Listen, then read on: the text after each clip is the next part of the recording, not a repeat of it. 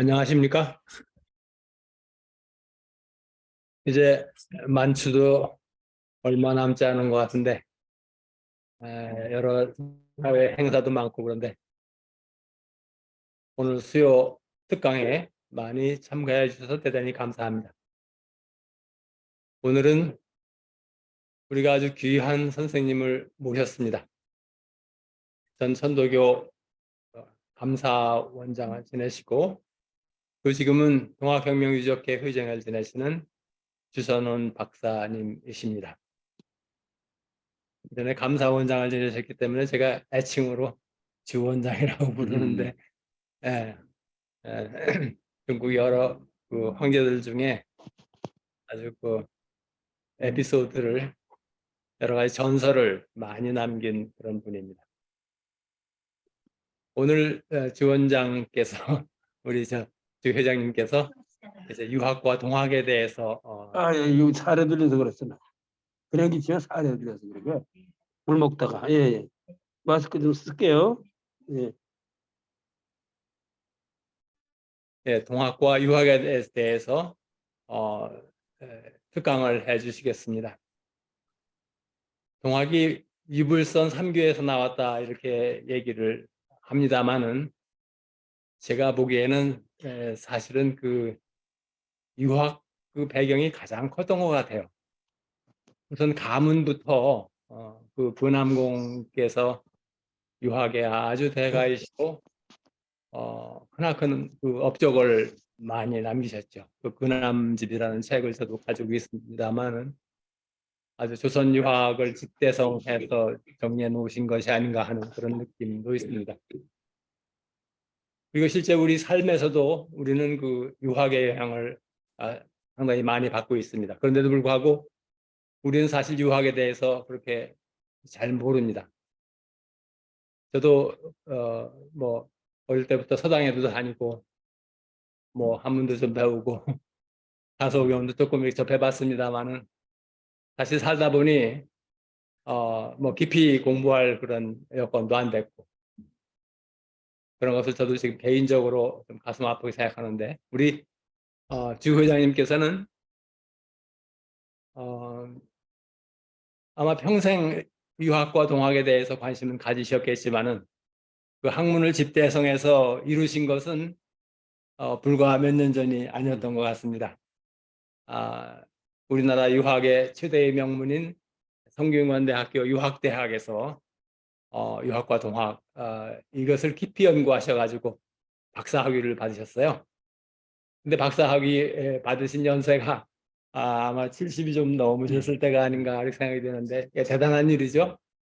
사실 외국 같으면 무슨 기네스북이니 그런데 오를 만한 것도 아닌가 이렇게 생각되는데, 우리 이 종합대학원에 지금 수강하시는 분들도 지금 주 원장님, 주 회장님께서 이렇게 학문을 이루신 것처럼 제2의 인생, 또 제3의 인생을 이렇게 하셔가지고 학문을 이루시기 바랍니다. 그러면 우리 주 회장님께 강의를 부탁드리겠습니다. 부탁드립니다. 감사합니다.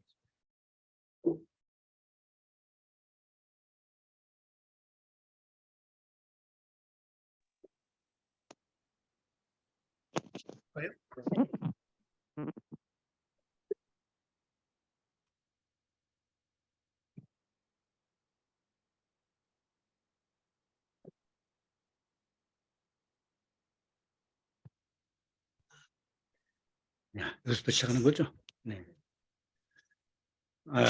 안녕하세요. 천도교에서 도호를 정함이라고 그러는 발을 정자를 저는 씁니다. 이 주자는 불굴주자,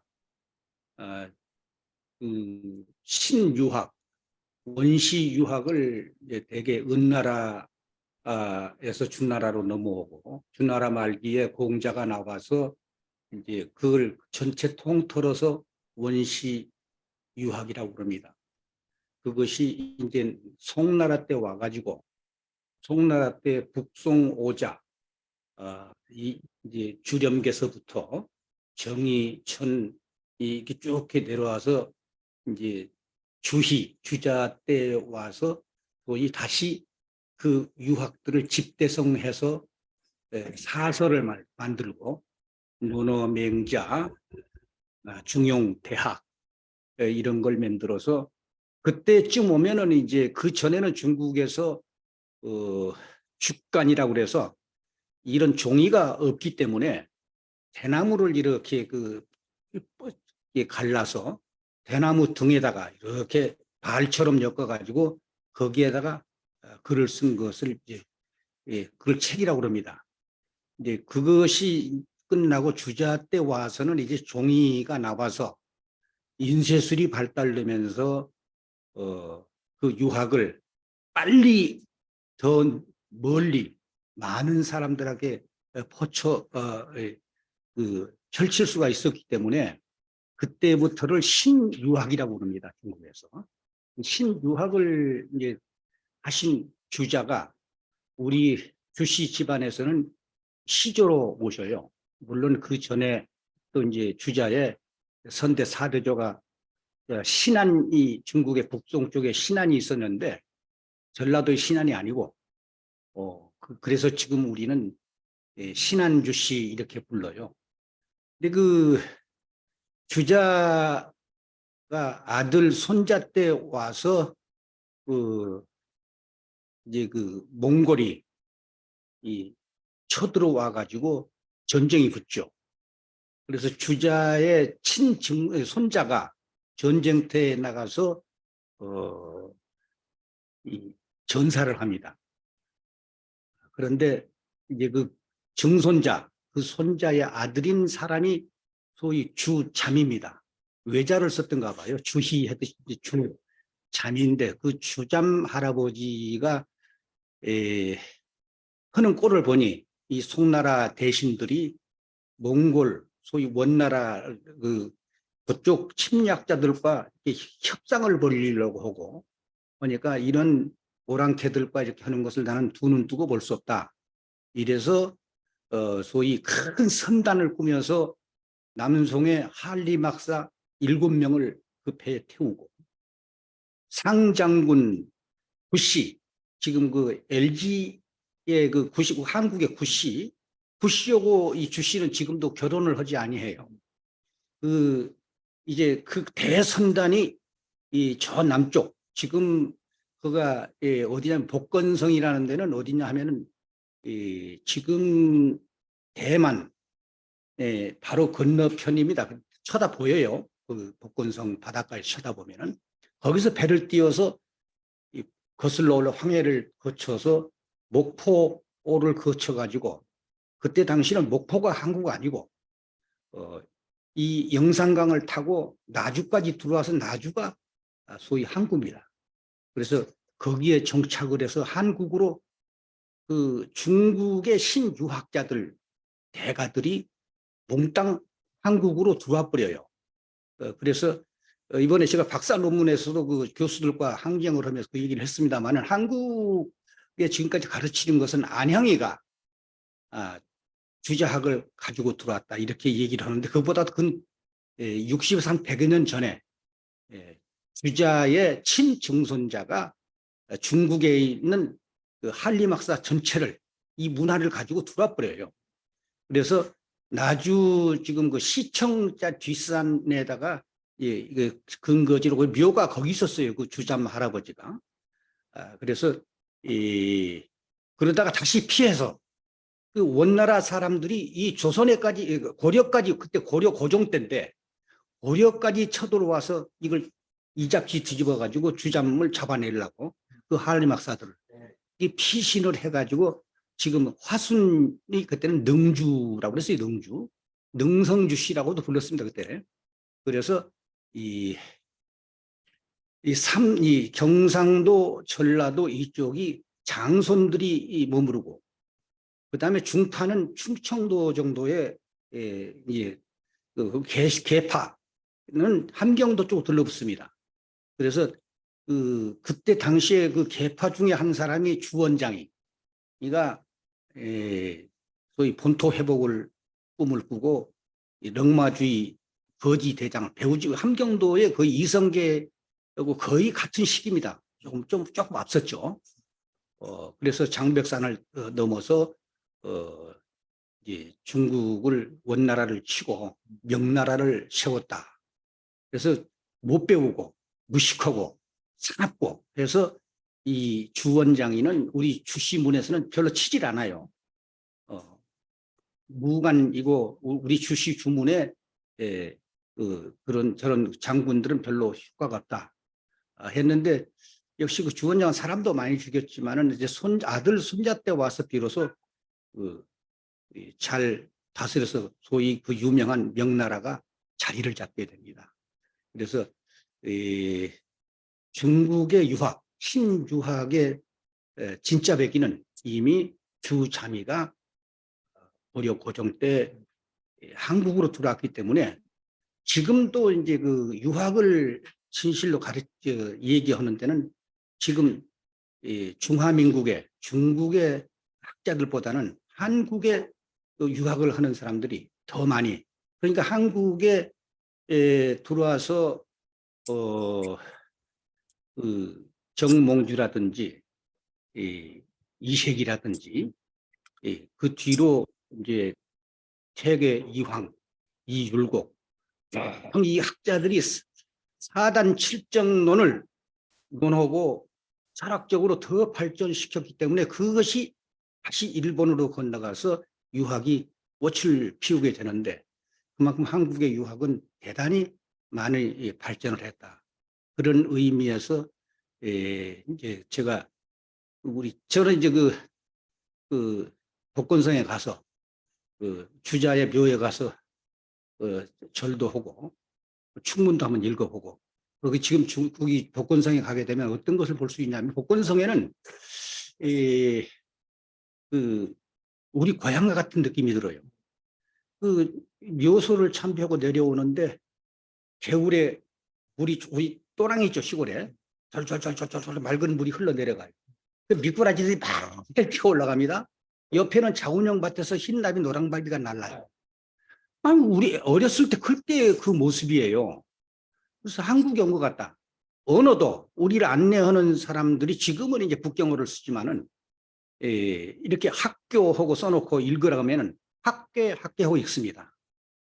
쉬어샤워 그래야 하는데 그 북경에서 쉬어샤워 그러잖아요. 지금 한어 병음에서 영어로 발음 기호를 달아요. 지금은 본래 중국어가 아닙니다. 시간이라고 써놓고 읽으라면 시간 그렇게 읽어요. 그래서 그 주울레가 말을 할 때 어떤 유명한 말이 있죠. 당신들 저 동북 삼성을 네 땅이라고 하지 말고 고구려인지 뭐니 하지 말고 차라리 복건성을 네 땅이라고 그래라 할 정도로 복건성은 그렇게 그러니까 주자미 그 주자님이 계실 때만 해도 언어상 아무 외국어를 배우지 않아도 소통이 됐을 것 같은 느낌이 들고 그래서 올라오지 않았을까 이런 생각이 들어요. 그래서 세종실록을 보더라도 그런 게 나옵니다. 사관원에서 세종한테 이 상소문이 올라갑니다. 우리 조선의 이 성균관에서 이 혀가 굳어지기 전까지는 한 십몇 세까지는 복건어를 배우다 가르치는데 자라서 이제 정부에서 쓰려고 이제 명나라하고 이렇게 하려고 보니까 다시 북경어를 다시 배워야 하니 번거롭습니다. 그러니 왕께서 이제 복건어를 관두게 하고 북경어로 바꿔주십시오. 이 세종실록에 명확하게 나옵니다. 이 얘기가. 그러니까 세종 때까지만 해도 불편 없이 언어가 소통이 되지 않겠는가. 뭐 이런 생각을 저는 갖게 됩니다.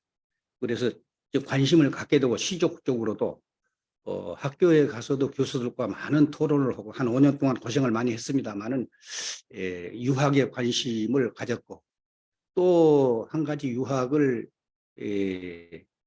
아까 원장님께서도 하셨습니다만은 중국의 사서 5경 13경을 전부 뒤집어 보고 중국의 많은 책들을 읽어보게 되면은 소위 우리 동학에서 할 수 있는 얘기는 다 거기 들어있어요. 그러니까 뭐 새롭다 말할 것이 없을 만큼 그렇게 그 안에 다 들어있는 겁니다. 그리고 인내천 이러는데 인내천이라는 말은 저 공주에 가면 갑사라는 절이 있어요. 서쪽에는 공주 계룡산이 이렇게 있으면 공주 쪽 서쪽으로는 갑사가 있고 동쪽으로는 산을 넘어서 넘어오게 되면 동학사가 있고 남쪽 논산 쪽으로 이렇게 가면 신원사가 있고 큰 절이 사찰이 3개가 있습니다. 그래서 이 갑사에 가게 되면은 원효대사와 함께 중국 인도 유학을 가다가 원효는 되돌아오고 끝까지 가서 유학을 마치고 온 의상대사가 있는데 그 의상조사가 선사가 쓴 글이 있어요. 사람이 하늘이다. 나옵니다. 지금도 그 24층 석탑에 나와요. 그래서 우리들이 정학의 것이라고 이렇게 크게 소리 지르고 하는 데는 더 많은 공부를 해야 되는 것이지 무작정 조금 깊이 공부하지 아니하고 자기 것만을 주장해서는 아니 되겠다는 생각을 좀 저는 가졌어요. 물론 내 것만 공부 열심히 해서 내 얘기만 쭉 맨날 하게 되면 포덕해도 이 사람들 요즘에는 사람들이 공부를 많이 다 했잖아요. 그런데 자기 얘기만 하게 되면은 별로 소통하는 데 문제가 있을 수 있다. 그래서 아까 원장도 말씀하셨지만 유불선 삼합이라는 얘기를 일본 사람이 해요. 일본 학자들이 좀 낮추게 만들려고 그랬는데 오늘 이 유학과 동학의 비교를 그래서 제가 공부를 했기 때문에 이걸 좀 오늘 자료를 쭉 보면서 하다 보니까 너무 많이 만들어서 중간중간 읽으면서 넘어가면서 말씀드리겠습니다. 이제 보십시오. 동학론을 분석하면은 수은 대신사가 동학이라 명명한 것은 서학을 의식해서가 아니라 동양적인 신념 체계로서는 당연히 동학이라고 할 수밖에 없는 그런 당위성을 가지고 명명한 것이다. 이 말을 제가 넣습니다. 왜 이 얘기를 했냐면은 지금 제가 일반 대학원에 들어가서 많은 학자들과 얘기를 하다 보니까 동학에 관한 논문이 대략 한 1000여 편이 됩니다. 그리고 그냥 뭐 좀 옆에까지 가지까지 더 쳐서 이게 한 2000여 편이 된 논문이 그 중에서도 좀 체계적으로 썼다 하는 논문들도 대개 동학은 유학의 아류다 이렇게 쓰는 논문들이 많고 또 한편으로는 서학에 대항하기 위해서 나온 것이다. 대항 종교다. 뭐 이런 정도로 돼 있어서 그런 것들에 대해서 제대로 하지 않으면 안 되겠다 싶어서 이 논을 쓴 겁니다. 이 동학론은 논학문이 나오기 전에 이름이었는데 논학문의 그 내용을 쭉 읽어보면은 동학이라고 하는 거 부른 것은 서학을 의식해서 한 것도 아니고 또 유학을 의식해서 한 것도 아니고 우리 동양적인 신념책을 당연히 도적 천도요. 논학문에 나오지 않습니까? 도로 말할 것 같으면 천도로 말하고 천도라 하고 학문으로 말할 것 같으면 학적 동학이다 했기 때문에 지금 우리 천도교인들은 동학을 얘기하면 막 화를 내요. 왜 천도교라고 말하지 않고 동학이라고 그러느냐. 분야가 다릅니다. 학문적으로 얘기할 때 당연히 동학으로 얘기해야 되는 것이고 도라고 그러면은 이 종교라고 볼 수도 있겠죠.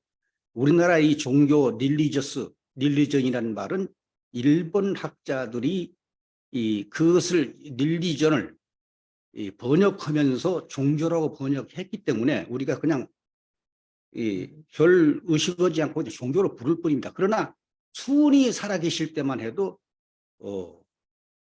종교라는 말을 쓰지 않았어요. 원래 종교라는 말은 불도에 있어요.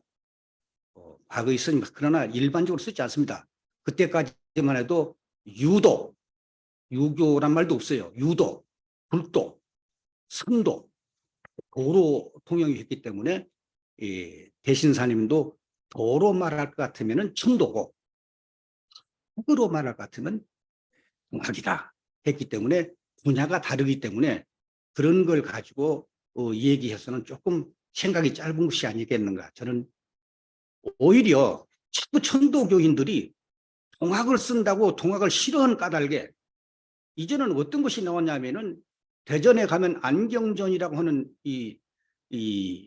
그 증산도를 하는 그 교인들이 몇십만이 됩니다. 거기도 돈도 많고 몽골 같은 집을 줘놓고 많은 지식인들을 들여다가 요즘엔 상생방송이라고 해서 텔레비전 방송국까지 차려서 열심히 해요. 이 사람들이 간판을 정산도 간판을 내리지는 않았지만 그 앞에다 더 씌운 것이 우리는 참동학이다. 그럼 거기가 참동학이면 지금 천도교는 아동학입니까? 이미 동학이라는 이름을 상실을 지경에 이르렀어요. 이건 함부로 말을 해서는 아니 된다. 동학이라는 것은 고유한 그 천도와 학으로 말하는 것과 종교적으로 말하는 것 차이가 있을 뿐이지 그대로 그 천도교가 동학인 것이지 동학을 내버리고 천도교로만 갖겠다 이런 것도 저는 조금 생각을 해야 되지 않겠는가. 그 다음에 동학이라고 하는 명칭은 논학문에 쓰기를 6개월 전인 1861년 대신사님이 도를 1860년도 4월 5일 날 개벽시 국초일에 천도를 받으시고 그 1년 동안을 다시 이것을 연습해보고 실험해보고 이 과정이 1년입니다. 그런 다음에 1년 2개월 뒤인 그 다음에 6월달, 4월달에 도를 깨달으셨으니까 받으셨다고 그러죠. 6월에 이제 용담정에 문을 활짝 열어놓고 이제 호덕을 시작하는 거예요. 그때 구름처럼 많은 사람이 몰려왔는데 그 중에서도 이 논학문에 쓰여진 것은 사방의 현사들이 나를 찾아와서 문답을 했다는 것이 이제 매우 핵심적인 논학문의 내용입니다. 거기서 내용이 아까 말씀드린 지금 선생이 수분을 보고 하는 말이 그 선비라는 것은 유학자들일 거 아니에요. 현사라는 것은 아주 현명한 선비들이에요. 이 사람들이 와서 말꽤나 하는 사람들이 그 수은 대신사 최재부한테 대놓고 같은 질문을 하는 거예요. 날카로운. 당신 설령이 하늘의 영이 당신한테 지금 내렸다고 하는데 강림했다고 그러는데 뭐요? 그러니까 아주 엉뚱한 대답을 합니다. 우리는 잘로 무왕불복지입니다 그래버려요. 가서 돌아오지 아니함이 없는 도를 받았노라. 얼음에서 보면 그런 얘기입니다. 조금 이따 그런 내용이 나오니까 뒤로 무르기도 하고 이때 이제 나오는 그 문답 그걸 현사 문답이라고 그러는데 이 문답 내용 중에 그럼 선생의 도에는 이 도를 뭐라고 부릅니까? 그다음 두 번째 질문이 그거예요. 천도입니다 그래요. 응? 그럼 양학과 다른 것이 있습니까? 양학이라는 것은 서학을 얘기하는 거예요. 거기서 이제 하게 된 얘기가 나오는 거예요. 이제 묻는 자가 양학이라고 그랬기 때문에 그래서 학으로 말할 것 같으면은 이 천도가 동학이다.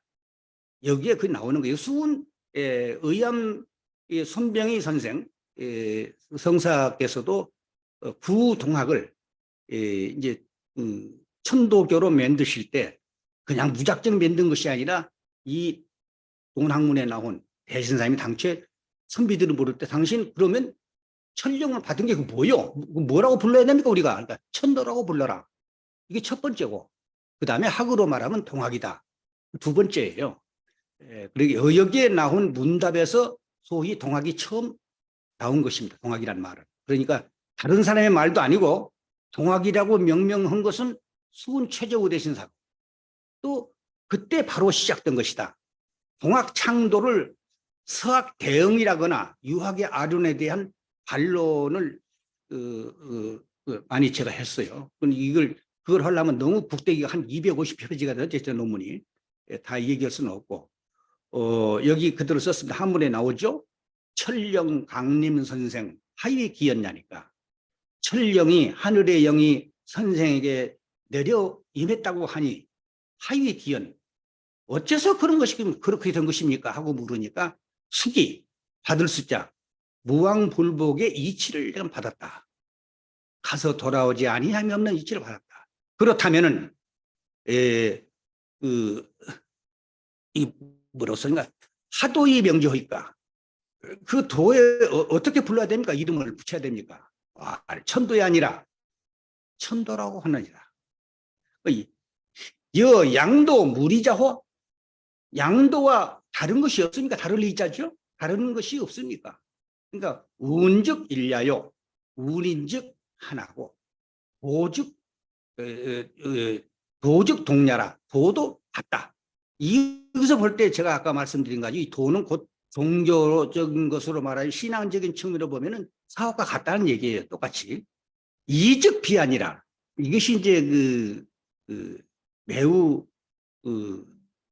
중요한 부분입니다. 여기서 아니비자라는 것은 여기 썼지만은 다를 이자나 차이가 나는 차자고는 다른 거예요. 아닌 것은 강렬한 부정인 거예요. 그러니까 그리스도교, 천주교하고 어떤 다른 것이 있습니까? 그래서 인정을 하고 들어간 건데 아예 인정 자체를 하지 않는 겁니다. 이거는.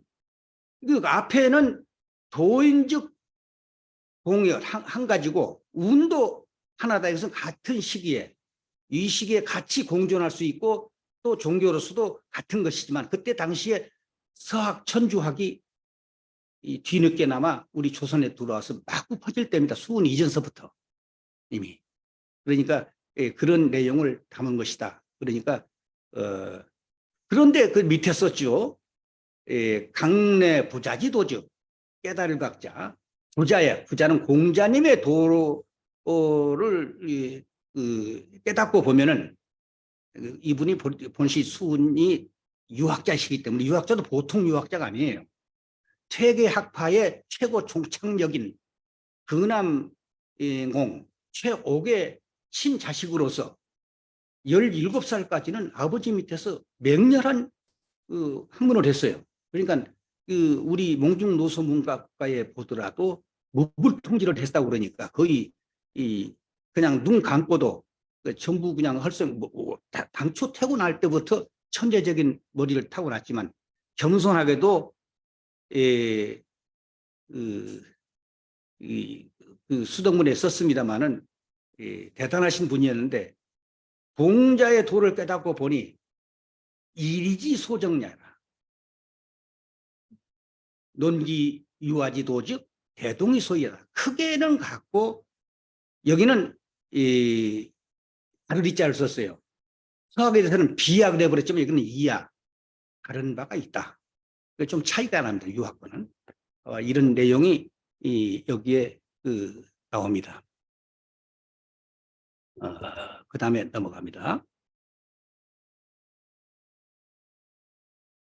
이런 방법으로 가면 다 모두 중간중간 뛰어 넘어갈게요. 이거 잘 안 넘어가네.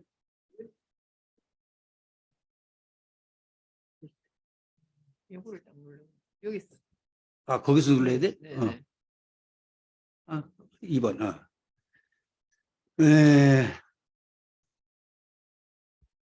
남원에서 집필한 돈학문의 모든 기록은 바로 6개월 전인 이 앞에 것이 없었습니까? 이 바로 여기까지 넘어왔나?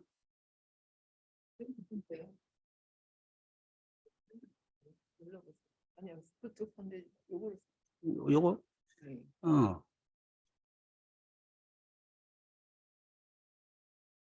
눌러보세요. 눌러보세요. 여기였고 이제 시작이다. 동학의 성립 과정에 미친 유학의 영향이라는 선행 연구들은 동학이라는 종교가 그야말로 목숨을 건 위급한 상황에서 구상되고 창시된 것이라고 오해를 한 것에 대해서 반론을 했습니다. 제가 이제 제 생각과 다를 수 있기 때문에 학문은 다른 의견을 서로 받아들이고 생각을 해야 되는데 나와 맞지 않으면 바로 싸우려 들고 이래서는 아무런 학문의 발전이 없기 때문에 저는 학문적인 차원에서 얘기를 하는 겁니다. 수우는 1861년 6월에 포덕을 시작해서 아까 말씀한 대로 1864년 3월 10일 이 머리를 잘리는 순도하기 3개월 전 그러니까 1863년 10월 달에 체포가 됐으니까 약 2년 3개월 동안은 삼남 일대를 자유롭게 드나들면서 호덕 개접을 했습니다. 개접이라는 것은 모여서 이 교육을 시키는 집단 훈련입니다. 그러므로 동학 창명 후 3년 6개월의 기간은 1860년 4월 5일부터 3년 6개월의 기간은 목숨을 건 위급한 상황은 아니다. 저는 그렇게 보는 겁니다. 사람들은 딱 도망다니고 도망다신 분은 해월 최시영 선생이시지 수훈 선생은 그렇지 않았다는 거예요. 1861년 6월부터 약 2년 동안은 오히려 핍박받던 민중은 물론 수많은 몰락 양반을 비롯한 유식한 현명한 선비들도 구름처럼 용담으로 몰려와서 도를 묻고 일조한 사실이 동학의 초기 역사 기록인 최선생 문집 도원기서의 도처에 드러나 있습니다. 따라서 지금 일반 학자들이 마치 서박다 대비시키고 그러기 위해서 도망다닌 것처럼 얘기하지만 그렇지는 않았다는 사실을 제가 말씀드리는 것입니다. 남원에서 집필한 동학론의 모든 기록은 바로 6개월 전인 1861년 6월과 7월에 영주 용담에서 선비들과 주고받은 문답들을 그대로 정리함으로써 동학의 정체성을 밝혀놓기 위함이다. 동학의 정체성, 동학이란 이런 것이다. 그래서 조용하고 한적한 곳을 찾아다니다가 전라도 남원에 정착해서 집필에 몰두했습니다. 이때 당시에 가신 것은 그 정부에서 잡아들이려고 그런 것이 아니라 같은 동네에 사는 일가 친척들이 매우 그 수훈이 물론 제간형의 자식이기도 했지만은 공부를 많이 존경했지만은 상당히 문제를 들고 일어서기 때문에 그런 의미도 조금 있었으라고 저는 봐요. 근데 이 4번 봅니다. 수훈이 6개월 뒤인 그 남원에서 이제 용담 유사나 이런 것들을 쓰고 그 중요한 동경대전을 다 쓰시고 6개월 뒤에 임술년에 7월 달에 남원에서 경주로 돌아오니까 9월에 이르러서는 찾아오는 사람들로 경주 서면 일대에 길이 미어질 정도로 사람이 몰려듭니다. 수훈 선생한테. 이런 기록이 있어요. 그래서 9월에 경주 부윤, 이 사람은 영장을 시켜가지고 수훈을 잡아들입니다. 이때는 수훈이 무슨 서학이라고 받아들인 것도 아니고 무슨 난리를 일으킨 사람 받아들인 것이 아니라 저렇게 사람이 많이 몰려들면은 한 사람당 돈 한 개씩만 가지고 오더라도 금방 저 숫자를 보니까 돈 1000냥 모이기는 눈 감고 그냥 헤엄치고 땅치기다. 이렇게 해서 김선달이라는 사람을 시켜가지고 돈을 어떻게 훔쳐볼까 하는 싶어서 잡아갔던 거예요. 그래서 잡아다 놓고 그 문추한 내용이 다른 거 없어요. 영부 하나 가지고 따집니다.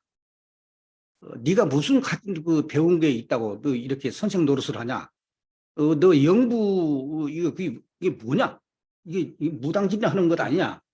이게 회개하자니. 이 동학과 유학의 그 독창성은 유학에는 영부나 주문 같은 게 없어요. 이 한 가지로 다 대변할 수 있습니다. 사실은 길게 말할 거 없어요. 이게 이제 10월 달에 거기 이제 풀려납니다. 바로 돈을 주고 풀려난 거 아니라 아무 죄 없는 수훈 선생을 가방에 제자들이 구름처럼 몰려온 사람이 한 700여 명이 막 그냥 경주 부윤 관청으로 끌려가서 데모를 해요. 그러니까 그냥 무서워서 그렇지 않아도 그 인근에 밀란들이 자주 일어났었는데 경상도 일대 무서워서 그냥 풀어줍니다. 이때 풀려나셔서 그 제자들에게 통문을 보내면 이 통문이 남아 있어요. 한문으로 어렵게 된 건 이거 풀어 썼습니다. 다른 거 다 빼고 내가 지금까지 사람을 가르칠 뜻으로 병든 사람에게 약을 쓰지 않고 스스로 낫게 하며 어린이에게 필력을 얻게 해서 숙명을 도와 차가게 하자는 것이었다. 그런데 뜻밖에도 도둑이나 다스리는 자들이한테 내가 가서 모욕을 받았으니 이 무슨 약판가? 이게 그 통문에 나온 내용입니다. 당분간은 비록 친척들이라 하더라도 이 영부 가르치지 말고 모욕당하는 폐단을 없게 하라. 이게 이제 주요 맥락입니다. 이 통문의 내용입니다. 그러니까 이 영부에 대해서는 나중에 이제 이 뒤에 얘기를 하겠습니다만은 수은이 그 원래 그 용담유사 원본에 의하면 이제 니은의 아래하고 니을입니다. 이거는 하느님이냐 한울림이냐 이거 싸우는데 그럴 거 없어요. 그냥 그래서 나는 그냥 원래 용담유사 첫 개미판이나 또 그 단양 천동에서 그 단양 천동은 여귀도 여운영 선생의 작은 할아버지예요. 그분이 친동조 할아버지입니다. 그 집에서 그 용담유사를 첫 출간합니다. 평양에서. 근데 여운영 씨는 그 살다 거기서 애를 베가지고 이쪽에 양평에 와서 애를 여운영이가 태어나요. 그래서 여운영 씨는 동학에 대해서 그 동학의 집단지인 그곳에 했기 때문에 잊어버릴 수가 없는 사람이. 그래서 지금은 그 여운영 씨 기념관에 가게 되면 이 동학에 대해서는 그분도 기록이 쭉 있어요. 그래서 하느님으로부터 받았다는 영부를 익히는 공부를 했고, 그 영부로 사람들의 질병 치료에 사용하다가 구설에 올랐다. 수는 이러한 환경에서 경주 용담에 더 이상 머물러 있을 형편이 못 되어서 해월 최시영, 그때 이름은 최경상이죠.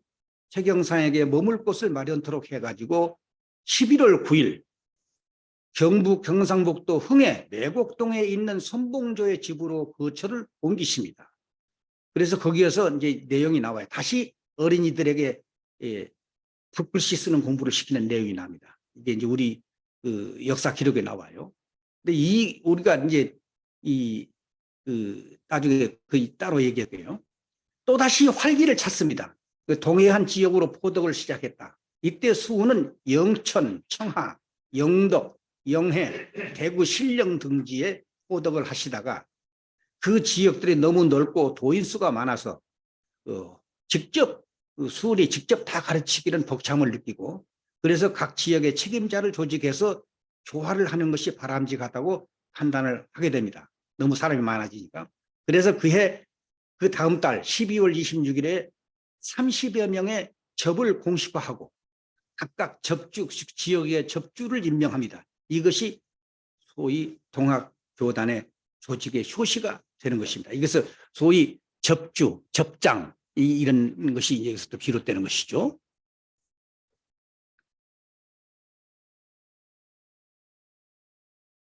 다음해 개해년 3월 다시 경주 용담으로 돌아갈 계획을 세웁니다. 얼마 안 돼가지고 용담에 돌아가면 또다시 구설 악마가 있을 것이긴 하겠지만은 동학의 먼 장래를 위해서 용담으로 가서 대대적인 교화 사업을 벌일 결심을 합니다. 3월 9일 구미산 계곡 용담으로 다시 돌아옵니다. 그런데 민중들 또다시 몰려듭니다. 훗날 이때 차도주였던 해월 신사님 때 해월 신사님이 도주였고 차도주였던 영덕 사람 강수, 본명은 강사번이죠. 이 사람도 그때 뒤늦게 1860년 4월에 찾아와서 입도를 한 사람입니다. 이 강수는 한학에 대단한 그 실력을 가지신 분이기 때문에 그 대신사님도 나중에 여러 가지 그 한문으로 나오는 것들을 서로 묻기도 하고 그렇습니다. 그래서 이 각처의 접주들은 체조가 있는 용담으로 사람들을 보냅니다. 그래서 개접과 파접도 바로 이 시기에 처음 시행됩니다. 접을 열면 한 돈에 한 30여 명 이상 이렇게 모여가지고 일정 기간 묵으면서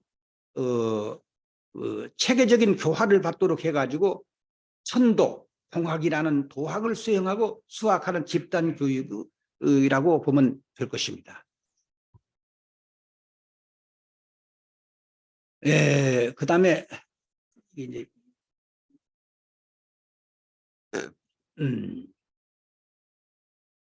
이 그 개접 파접에 대한 얘기는 해월 선생이 나중에 그 강원도에서 개접 파접을 할 때 요 얘기를 합니다. 이건 내가 한 것이 아니라 수은 대선생께서 개접 파접을 한 것을 내가 그대로 본 따라서 한 것이다. 이 내용을 확실하게 얘기를 한 겁니다. 이제 수운의 순환과 순도에 대해서 이제 잠깐 짚고 놓고, 수운의 순도 강호는 1863년 개해년 7월 달입니다. 이때는 이미 느끼신 거예요. 추제자인 해월에게 북도중 주인의 도첩을 주고 도문의 책임을 맡깁니다. 소위 그 용담정에서 봐서 약간 포항 쪽이 약간 북쪽이지 않습니까? 그래서 이제 그쪽을 네가 책임 맡아라. 경주요 가까운 데는 내가 한다. 그래서 북접이라고 하는데 1864년 개해년 9월에 이르자 각처의 유생들이 정부를 향해서 동학을 엄금하도록 극단적인 압력이 시작됩니다. 이때는 유생들이에요. 유생들은 동학을 가리켜서 뭐라고 그랬냐면 요망한 마귀와 같은 흉측한 무리들이라고 하고, 분명히 저것들은 서학, 천주교의 머리 글자만 바꿔서 이 개두, 머리두자, 머리를 바꿔가지고 환명, 개두 환명한 것이 동학이라고 단정을 해버립니다. 그래서 수운을 참여시킨 것은 조정의 관리가 아니고 영남의 유학자들이 적극적인 고변이다. 뭐 이것을 제가 얘기한 겁니다. 조정은 1863년 10월 20일, 63년 10월 달에 어쩔 수 없이 수운을 체포하기로 결정을 하고 11월 20일 정운구라는 사람을 선전관으로 정해가지고 경주 쪽으로 내려보냅니다. 체포시키고. 왕도 유학 선비들의 이 상소문에는 어쩔 수 없어요. 막 비오듯이 그냥 조정으로 올라가니까. 그래서 수운은 그 한 달 말씀한 말씀이 가슴에 콕콕 박히고요. 뭐라고 그러니까? 무슨 말씀이죠? 수운은 그 한 달 뒤인 1863년 12월 10일 조정의 선정관 정운구에게 체포됩니다. 1864년 3월 10일 그 이듬해 대구 남문 앞에 있는 개울가 관덕당 뜰에서 차명으로 효수되어서 순도를 하십니다. 수운이 대외적인 활동을 한 시기는 신년 1861년 6월부터 1863년 11월까지 겨우 2년 5개월 동안은 자유스럽게 경상도 일대를 돌아다니면서 전라도 남원에 가 있는 한 6개월 빼놓고는 자유스럽게 했다고 볼 때, 지금까지 학자들이 이 얘기에 여기저기 도망 다니고 그냥 해서 이렇게 한 것은 아니라는 것을 제가 말씀을 드린 것입니다. 제가 이 얘기를 왜 썼냐면은 수운의 순환과 순도에서 마지막 느낀 것은 예수를 죽인 사람도 소위 로마 정권이 아니고 아브라함의 자손인 동족이었던 유도교의 사두개파나 바리새파들의 제사장들이 자기들의 기득권을 수호하기 위해서 예수라는 놈이 어떻게 갑자기 나타나가지고 갈릴리 해변을 돌아다니면서 민중들을 선동하는데, 그 유대 사람들은 선민의식을 가졌어요. 우리 유대 족속끼리만 결혼을 해야 되고 다른 사람들과 피를 섞어서는 절대는 안 되고, 우리는 신으로부터 선택받은 민족이다. 그러니까 사람 취급을 하지 않아요, 다른 사람은. 그래서 예수가 나와서 그걸 전부 다 없애요. 예루살렘에 가서 그냥 제상을 다 두드러 패버리고, 어떻게 얘기하면 제사장들 향해 가지고 이 독사의식이라고 할 정도의 독사의식, 욕을 무지하게 합니다. 우리 수은 최재우 선생만 일본 사람들 보고 개 같은 외종놈이라고 한 것이 아니라 예수 역시도 이 독사의식이더라 이렇게 얘기를 해요. 무서운 얘기입니다, 이게. 사회 동포주의를 선언하는 것에 위기를 느낍니다, 제사장들이, 유대인들이. 그래서 노나 정부에 사형을 좀 반드시 시켜달라는 엄청난 고변을 한 것과 거의 같다. 경상도 상주 쪽에 서원들이 주동이 돼가지고 그 인근의 모든 서원들에게 문장을 돌리고 정부에 올려가지고 수은 최재우를 잡아 죽여라. 이런 것이 일어났기 때문에 어떤 의미에서는 역시 수은 최재우 선생 유학자입니까? 같은 유학자들이 수은 최재우 선생이 그 종들을 해방시켜 가지고 한 사람은 아들을 부인을 만들었으니까 며느리를 삼아버리고 또 한 사람은 수양 딸을 삼아버리니까 아니 이건 놔둘 수가 없잖아요. 그때 당시에 그 같은 이 유학자들 그때 조선 말기에 오게 되면 안동 김씨나 이들의 그 세력들은 부패할 만큼 부패해가지고 기득권을 유지하기 위해서는 이 최재우 수훈 같은 사람이 나와서 저렇게 도를 펴게 되면 우리는 멸문지하를 당하고 앞으로 안 될 것이라는 것을 당연히 느꼈을 것이고 처단을 해야 될 필요를 느꼈을 것입니다. 그때 돌아가시기 전에 유명한 얘기를 합니다. 아까 여건 대로 우리 도는 유불선을 겸출했다. 이 말은 하게 됩니다. 겸출이라는 말은 겸해서 그중에 몇 가지를 취할 건 취했다. 이런 얘기지 유불선을 비빔밥처럼 섞어가지고 요 천도를 맺는 건 아니란 얘기예요. 그래서 유도는 스스로 글자를 쓰고 쓴 대로 입으로는 운을 부르고 운을 부르면 주문을 웬다는 것이겠죠.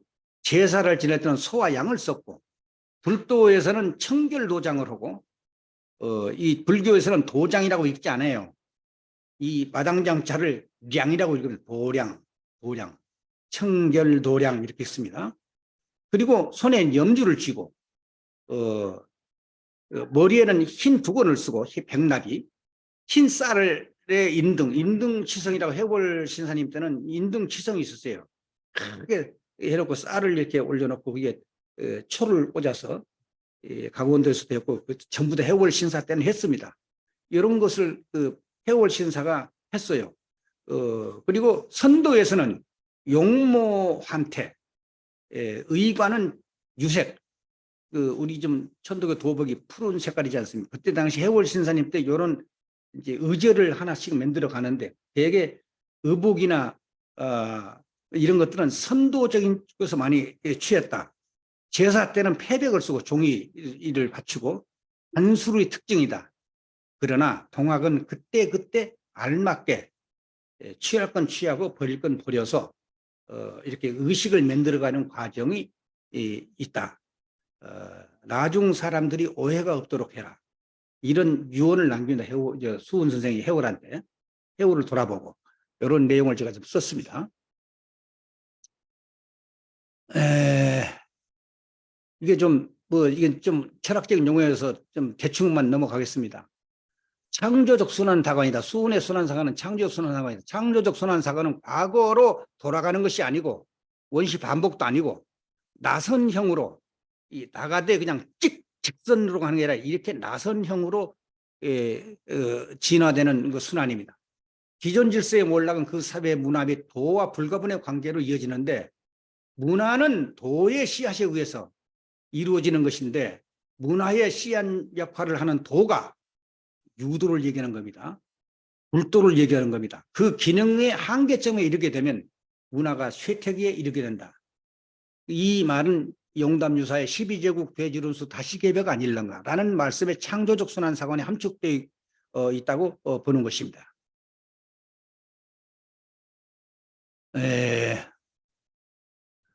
모든 도는 그 나름의 형이상의 세계관이 있다. 또 시간관이 있다. 유형은 크게 직선사관과 순환사관이 있는데 직선사관은 창조, 타락, 종말로 이런 순서로 연결되어져서 항상 직선사관에서는 종말론이 나오기 마련입니다. 우리 동양 종교도 이 종말론을 여기에 본 따라 가지고 하는 사람이 많은데 우리 천도 동학에는 종말론이라는 것은 인정할 수가 없는 것입니다. 기독교 문명권의 서양사관이다 이거는. 해겔의 변증법적 사유가 기독교의 묵시록적 직선사관의 대표적인 예라고 보는 것인데 이 설명이 길어지기 때문에 넘어갑니다. 역사가 직선으로 진행한다는 생각. 서학은 역사의 목표와 주체를 역사 밖에다 설정을 한다. 일사불란하게 작동을 한다.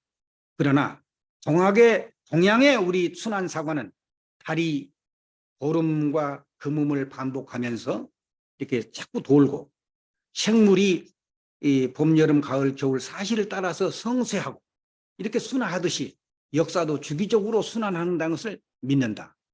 동양적 순환 사관의 역사는 서양과 달리 역사의 목표를 역사 안에다가 설정을 한다. 그렇기 때문에 이 종말이라든지 이런 진행 상황은 좀 다르다. 동학 시간이 많이 가버렸어요. 이게 뭐 눈곱만 감도 못 오갔다. 막 넘어가야 되겠네.